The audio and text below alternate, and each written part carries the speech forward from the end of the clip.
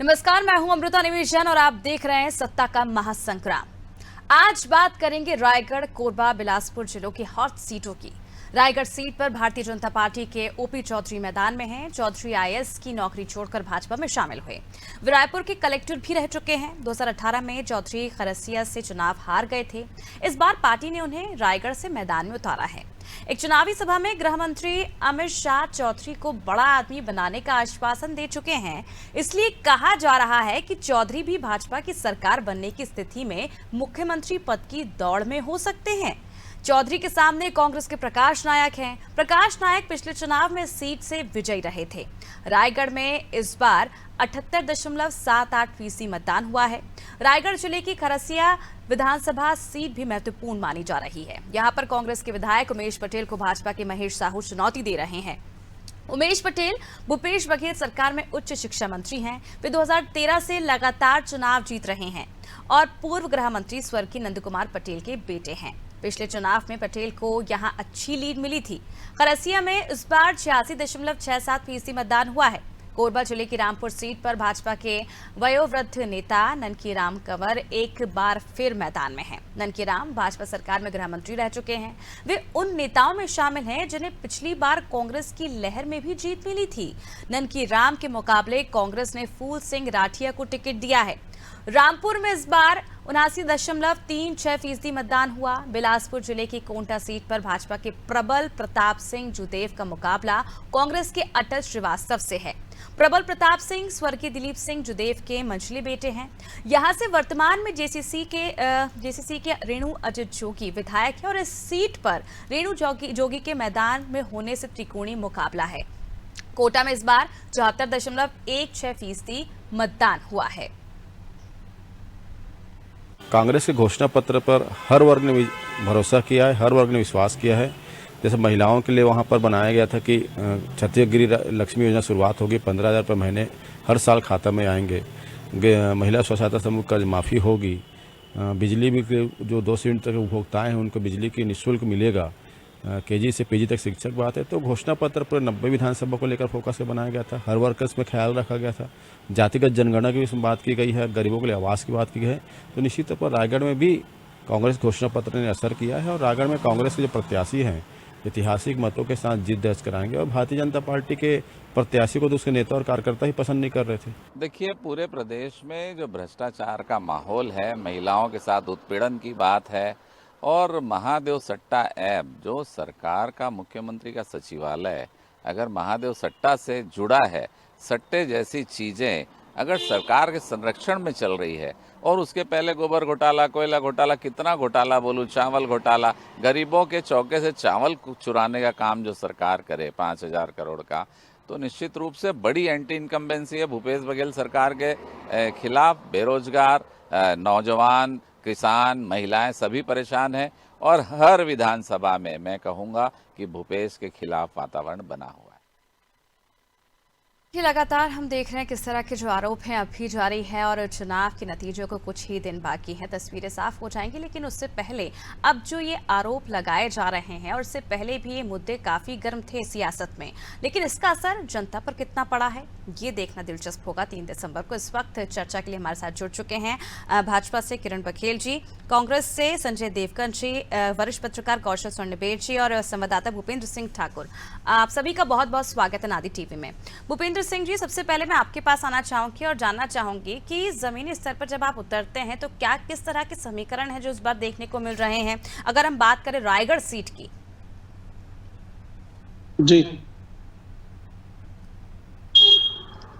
जी भूपेंद्र जी। रायगढ़ विधानसभा क्षेत्र में जैसा कि माहौल देखने को मिला था कि यहाँ सरकार बनने के साथ दुनिया भर के वादे तो किए गए थे, लेकिन किसी भी उस वादे को पूरा नहीं किया गया। और जी चलिए कौशल जी, मैं आपके पास आना चाहूंगी। रायगढ़ सीट की अगर हम बात करें तो एक बार फिर कांग्रेस ने अपने पूर्व प्रत्याशी पर ही भरोसा जताया, सिटिंग एमएलए को ही टिकट दी है। लेकिन क्या लगता है इस बार ओपी चौधरी की जो सीट है वो बदली गई है, किस तरह का यहाँ पर माहौल देखने को मिल रहा है और किस तरह जो इस बार रुझान है वो आ सकते हैं? जी हाँ, जैसे लोगों ने बताया देखने को मिला था लोगों के बीच में भूपेंद्र कि जी, मेरा सवाल कांग्रेस कौशल के जी से है, कार्यकाल माफी में- चाहूंगी आपसे। जी जी कौशल जी।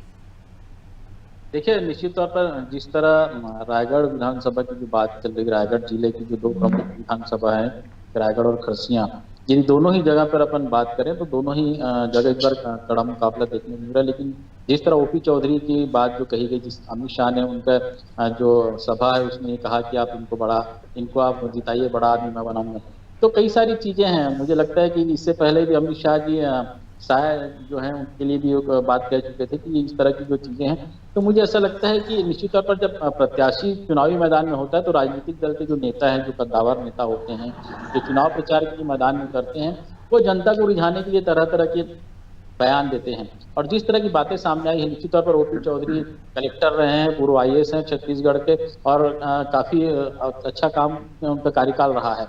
लेकिन जिस तरह उन्होंने राजनीतिक मैदान में कदम रखा, अमित शाह के सामने उन्होंने भारतीय जनता पार्टी में प्रवेश किया, तो पिछला चुनाव वो उमेश पटेल से हार भी गए थे, लेकिन इस बार उन्होंने सीट बदली है। तो सीट बदलने के साथ साथ जिस तरह प्रकाश नायक वहाँ पर सिटिंग एमएलए हैं, तो निश्चित तौर पर जब आप सरकार में होते हैं, सत्ता में होते हैं, विधायक होते हैं, तो थोड़ी सी इनकी एंटी इनकम बेसिक जरूर होती है। लेकिन मुझे ऐसा लगता है कि प्रकाश नायक जो रैली है, जिस तरह के कार्यक्रमों में भी आया है, और अमित शाह का जो वहाँ पर कार्यक्रम हुआ उसमें जिस तरह की भीड़ आई, तो मुझे लगता है कि और वोटिंग का जो परसेंटेज है, तो ये देखने वाली बात है कि वोटिंग का जो परसेंटेज है भी काफी मायने रखता है। तो मुझे ऐसा लगता है कि अभी क्या पाना इसके किसी भी राजनीतिक दल के नेताओं के लिए नहीं हो पा रहा है, तो इस बार मुकाबला काफी कड़ा हो चुका है। बिल्कुल कौशल जी, अगर हम वोटिंग परसेंटेज की बात करें तो पिछली बार के मुकाबले सिर्फ 1% ज्यादा ही यहाँ पर वोटिंग देखी जा रही है। ऐसे में जिस तरह से प्रकाश नायक जी को लेकर ये कहा जा रहा था बीजेपी की ओर से कि उनका कोई विजन नहीं है, उनका जो कामकाज उन्हें करना चाहिए था क्षेत्र में वो उतने सक्रिय नहीं रहे, उतना कामकाज उन्होंने नहीं किया है। और दूसरी तरफ अगर देखा जाए तो प्रकाश नायक जी लगातार यही कहते रहे कि बाहरी नेता है ओपी चौधरी, वो यहाँ पर जीत हासिल नहीं कर पाएंगे, लेकिन फिर भी जनता का मूड क्या कहता हुआ दिख रहा है? देखिए, निश्चित तौर पर ओपी चौधरी वहां पर भारतीय जनता पार्टी के प्रत्याशी के रूप में भले नए हों, लेकिन वहां पर वो कलेक्टर रह चुके हैं। तो जिस तरह जनता का, मुझे ऐसा लगता है कि जनता का मूड क्या कहेगा, ये भारतीय जनता पार्टी के बड़े नेता भी कह पाने में भी सफल नहीं हो पा रहे हैं। कारण ये है कि जिस तरह के 2013 के जो विधानसभा चुनाव के जो परिणाम आए थे, उसमें आप देखेंगे भारतीय जनता पार्टी और कांग्रेस के बीच 0.75% का डिफरेंस था सरकार बनने और गिरने में। तो मुझे ऐसा लगता है कि जो 2013 का जो परिणाम है वही इस बार भी दोहराया जाएगा। सरकार किसकी बनेगी ये तो 3 दिसंबर को तय होगा, लेकिन जिस तरह का माहौल है, मुझे ऐसा लगता है इसमें तो ओपी चौधरी भी जीत सकते हैं और प्रकाश नायक भी जीत सकते हैं, और बड़े नेता भी मान के चले भारतीय जनता पार्टी की इस बार बहुत सारी जगहों पर जो विजय का जो अंतर होगा, जीत का अंतर होगा, वो 5000 वोटों से भी कम का अंतर बहुत सारी सीटों पे होगा। क्योंकि आप देखेंगे जिस तरह भारतीय जनता पार्टी ने कम बैक किया है, आप 2 महीने पीछे चले जाते ऐसा लग रहा था कांग्रेस को वॉक ओवर मिल जाएगा, लेकिन भारतीय जनता पार्टी के नेताओं ने जिस तरह से कम बैक किया, जो घोषणा पत्र में जो 12,000 रुपए की जो घोषणा उन्होंने किया, उसके जो फॉर्म भरवाए गए, मुझे लगता है ये भारतीय जनता पार्टी का सबसे बड़ा मास्टर स्ट्रोक साबित हुआ है, और यही वजह है कि वोटिंग का परसेंटेज भी बढ़ा है और नेक टू नेक मुकाबला कई सारी सीटों में देखने को मिल रहा है। बिल्कुल, कहीं ना कहीं कहना मुश्किल होगा क्योंकि इस बार दोनों ही तरफ से कांटे की जो टक्कर है वो साफ तौर पर देखने को मिल रही है। किरण जी, मैं आपके पास आना चाहूंगी, रायगढ़ सीट की बात करना चाहूंगी, क्योंकि जिस तरह से हमने देखा है कि ओपी चौधरी की इस बार सीट बदली गई है, 50 वादे किए गए, क्या उम्मीद कर रहे हैं आप? क्योंकि 2008 की बात करें तो 2008 में महिला प्रत्याशी को उतारा था बीजेपी ने, और उसके बाद से अब तक किसी भी महिला प्रत्याशी को मौका नहीं दिया।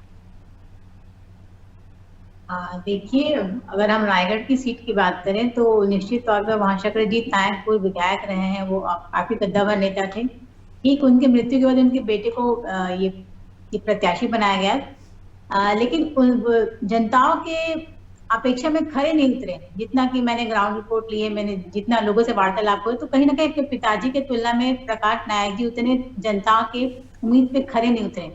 On the contrary, OP Chaudhary ji वहाँ के कलेक्टर रहे हैं, एक बहुत अच्छे एडमिनिस्ट्रेटर रहे हैं, लगातार लोगों के संपर्क में रहे, तो कहीं ना कहीं जनताओं के भरोसे पे वो खरे उतर रहे हैं। और जो बुद्धिजीवी हैं और अर्बन एरिया वहाँ के लोगों का बहुत ज्यादा विश्वास उन पर दिख रहा है।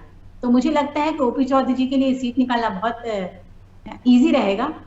और रही बात तो कुछ क्षेत्रों में या बहुत से क्षेत्रों में दो फैक्टर है जो बहुत हावी होती है, एक तो प्रत्याशी का चयन और घोषणा पत्र। तो आप देख सकते हैं इस बार भाजपा का घोषणा पत्र बहुत ही स्ट्रांग रहा है, और अगर हम कैंडिडेट की बात करें तो ओपी चौधरी जी भी बहुत स्ट्रांग रहे हैं। तो मुझे लगता है दोनों हमारे घोषणा पत्र और हमारे प्रत्याशी जी का जो चयन हुआ है दोनों ही बहुत स्ट्रांग है। तो मुझे लगता है जनता पूरा विश्वास जताएगी और ये रायगढ़ सीट बिल्कुल ही भाजपा के पक्ष में जाएगा। संजय जी, आपके पास आना चाहूंगी और जानना चाहूंगी कि कितना चैलेंजिंग मान रहे हैं बीजेपी के प्रत्याशियों को इस बार कांग्रेस। पहले तो सबको मेरा सादर प्रणाम है जी। देखिए, रायगढ़ सीट की जब बात कर रहे हैं, ओपी चौधरी जी बीजेपी से जो चुनाव लड़े हैं, यहाँ रायगढ़ की जनता ने उन्हें स्वीकार नहीं किया है। भाजपा घोषणा पत्र की बात करते हैं तो भाजपा घोषणा पत्र एक नकल पत्र के रूप में ही यहाँ पर दिखा है। ओपी चौधरी जी पिछले चुनाव खरसिया से हारे थे, इस बार रायगढ़ में आकर के चुनाव लड़े हैं। चूंकि यहाँ वर्तमान में विधायक रहे प्रकाश नायक जी और उनका कार्य क्षेत्र निरंतर उनका बना रहा है, लोगों के बीच में आना जाना हर चर दौरे उनके रहे हैं, तो लोगों से उनका जो रुझान था, जुड़ाव था, वो नियमित बना हुआ था और जनता उनको जानती थी, उनके कार्य को देखी हुई है। ओपी चौधरी जी का ऐसा कोई उपलब्धि इस क्षेत्र में नहीं है कि लोग उन्हें स्वीकार कर सकें। मैं शहर की बात करूंगा, रायगढ़ शहर का, तो शहर के अंदर भी मात्र एक हवा जरूर बना लिया, लेकिन वोट फिर में परिवर्तन भाजपा नहीं कर पाएगी। वो प्रकाश नायक को ही भारी बहुमत से यहाँ रायगढ़ की जनता जिताएगी। जी चलिए कौशल जी, मैं आपके पास आना चाहूंगी। जिस तरह से कुछ देर पहले आप जिक्र कर रहे थे कि रायगढ़ में जिस तरह से अमित शाह पहुंचे थे, उन्होंने प्रचार किया था और ओपी चौधरी ने कहा था जनता से कि आप इन्हें जिताइए और इन्हें मैं बहुत बड़ा बनाऊंगा, यानी कि ये भी कह सकते हैं कि सीएम की दौड़ में भी, रेस में भी वो आ सकते हैं। लेकिन क्या आपको ऐसा नहीं लगता अगर वो ये कहते कि मैं छत्तीसगढ़ मॉडल की तरह ये रायगढ़ का मॉडल भी आने वाले भविष्य में पेश करूंगा, तो ज्यादा प्रभाव पड़ता उनके प्रचार का? निश्चित तौर पर जब भी कोई नेता चुनाव प्रचार में जाते हैं और जो मैदान में उतरते हैं और लोगों के बीच जाकर ये बताते हैं कि हम उनके बीच क्या देने जा रहे हैं, क्योंकि आप देखेंगे भारतीय जनता पार्टी का निश्चित तौर पर घोषणा पत्र काफी देर में आया है। जब पहले चरण के मतदान थे उसके 3 दिन पहले उनका घोषणा पत्र लॉन्च हुआ, तो प्रत्याशी भी ये तय नहीं कर पा रहे थे कि जनता की जो प्रचार करने जा रहे थे क्या बताया। तो निश्चित तौर पर जिस तरह अमित शाह जी ने अपने भाषण में कहा कि आप इनको जिताइए, हम इनको बड़ा आदमी बनाएंगे, तो बड़ा आदमी बनाने से कई सारी चीजें होती है। उनको मंत्री पद दिया जा सकता है, मुख्यमंत्री का पद है, या हो सकता है कुछ और बनाना चाहें। तो लेकिन जिस तरह की बातें सामने आई उसको लेकर ये भी पिछले बार ये तय लग रहा था कि जिस तरह छत्तीसगढ़ में ओबीसी वर्ग का कार्ड खेला जा रहा है, कांग्रेस की ओर से ओबीसी मुख्यमंत्री भूपेश बघेल ओबीसी वर्ग का बड़ा चेहरा है, तो भारतीय जनता पार्टी की ओर से भी ये माना जा रहा था कि किसी भी ओबीसी चेहरे को आगे किया जा सकता है। ओपी चौधरी ओबीसी वर्ग से आते हैं, उसके अलावा आप देखेंगे कि जो अरुण साहब है वो प्रदेश अध्यक्ष वो भी ओबीसी से हैं, नारायण चंदेल जो नेता प्रतिपक्ष वो भी ओबीसी से हैं। तो ओबीसी वर्ग को आप देख के भारतीय जनता पार्टी ने काफी तवज्जो दी है इस चुनाव में। तो मुझे ऐसा लगता है कि ये ओबीसी वर्ग को अपनी ओर आकर्षित करने के लिए भी एक अमित शाह का बयान माना जा सकता है। ये इससे ये आप तय नहीं कह सकते कि उनको आप सीएम का चेहरा घोषित कर दें या कोई और बात, क्योंकि आप देखेंगे जब भी चुनाव होते हैं, जब राजनीतिक दल कोई सत्ता में आती है, तो उसके बाद जब सीएम का जो प्रत्याशी होता है या सीएम का जिसको चयन करना होता है, वो 1-2 व्यक्ति तय नहीं करते, बल्कि पूरे जो विधायक हैं वो मिलकर तय करते हैं।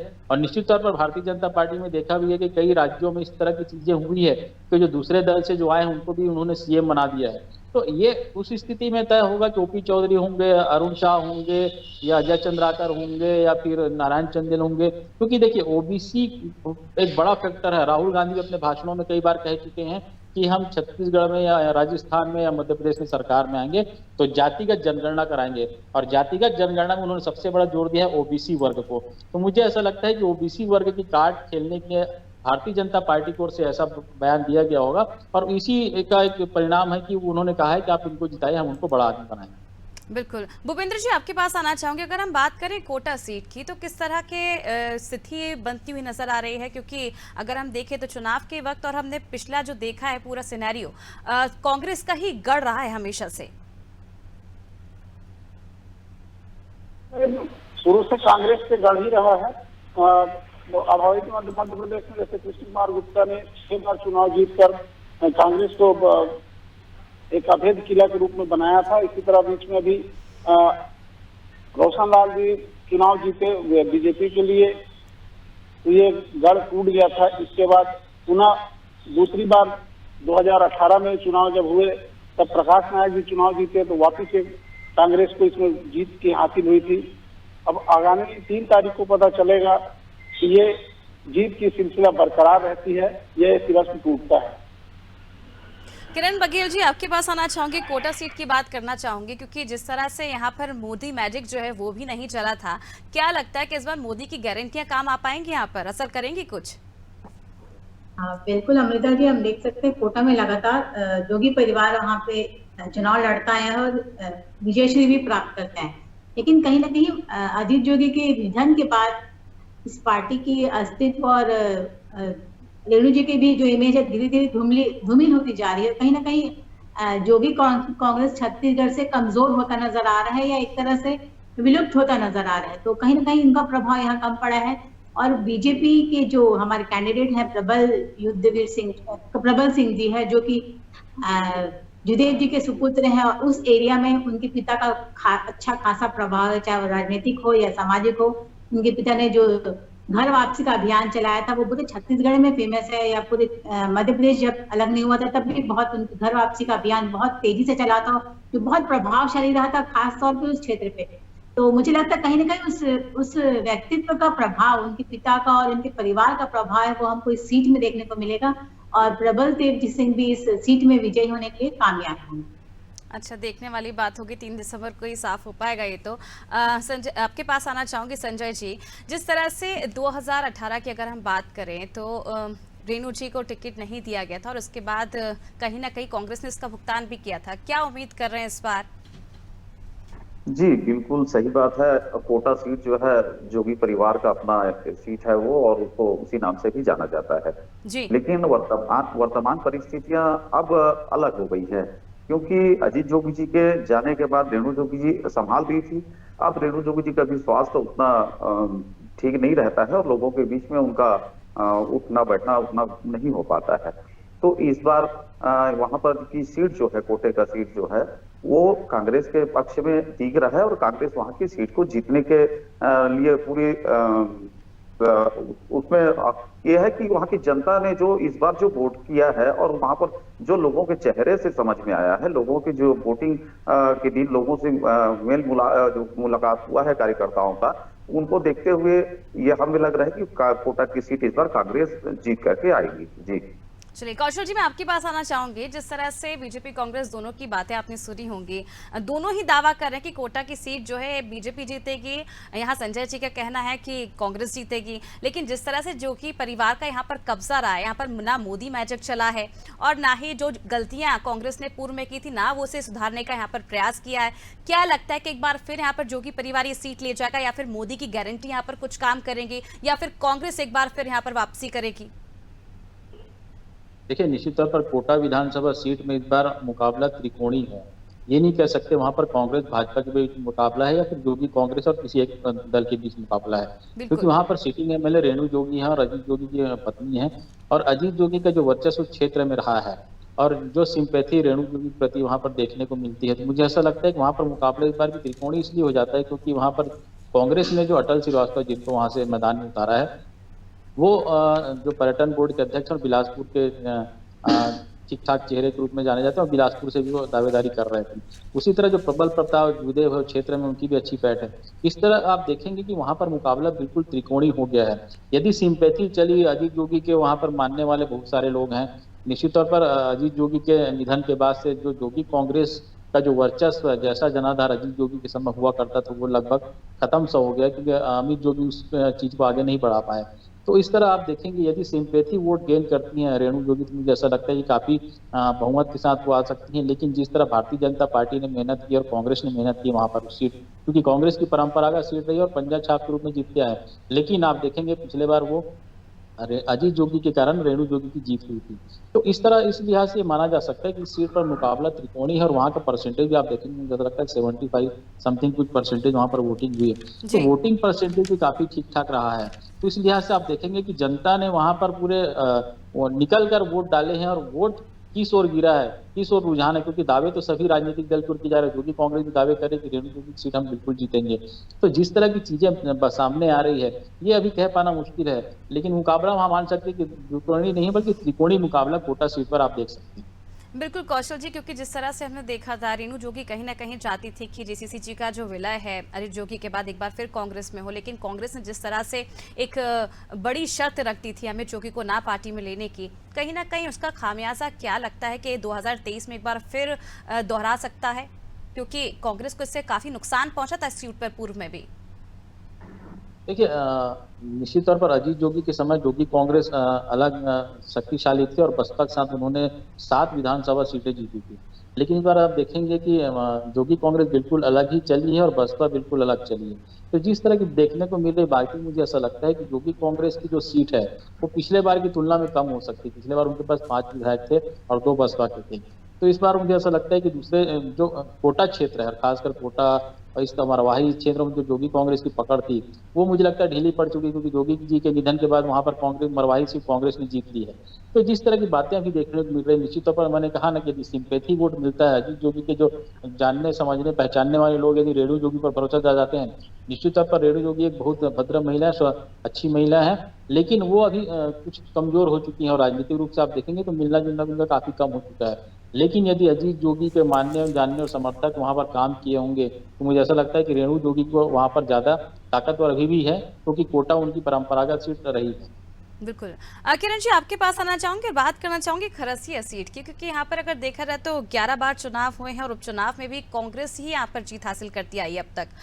क्या लगता है इस बार, क्या उम्मीद कर रहे हैं, क्योंकि प्रत्याशी बदल दिया गया है, क्या चेहरा बदलने से इस बार बीजेपी प्रयोग करने से जीत जाएगी ये सीट? अमृता जी, इस बात से कतई इनकार नहीं किया जा सकता कि खरसिया सीट परंपरागत कांग्रेस की सीट रही है। चाहे अगर विभाजन से पहले एमपी की भी बात कर ले तो जब अर्जुन सिंह ने अपना उपचुनाव लड़ा था तो सबसे सेफ सीट मान के खरसिया से ही चुनाव लड़ा था और वो विजयी हुए थे। हम लगातार देख रहे हैं कि पिछले 30-35 साल से लगातार यहाँ कांग्रेस विजयी रही है। तो हम ये मानते हैं कि ये कांग्रेस के लिए बहुत स्ट्रांग सीट है, लेकिन इसके बावजूद इस बार का जो प्रत्याशी चयन हुआ है, साहू जी बहुत ही सौन में चेहरा है और लोगों में बहुत एक्सेप्टेंस उनका ज्यादा है। तो इस बार हम विजय की उम्मीद लगा रहे हैं कि शायद इस बार भाजपा की शायद क्या, हम तो विश्वास उम्मीद और विश्वास भी है हमको कि इस सीट में विजय होंगे, क्योंकि इस बार जो प्रत्याशी चयन हुआ है बहुत ही अच्छे समीकरण को देखकर और उनके लोकप्रियता को देखते हुए उनका चयन किया गया है। तो आशा है इस बार हमें खरसिया सीट भाजपा के पक्ष में जाएंगे। चलिए किरण जी, देखने वाली बात होगी, तस्वीरें जल्द ही साफ हो जाएंगी और आपका जो विश्वास है हम तो यही उम्मीद करते हैं बना रहे।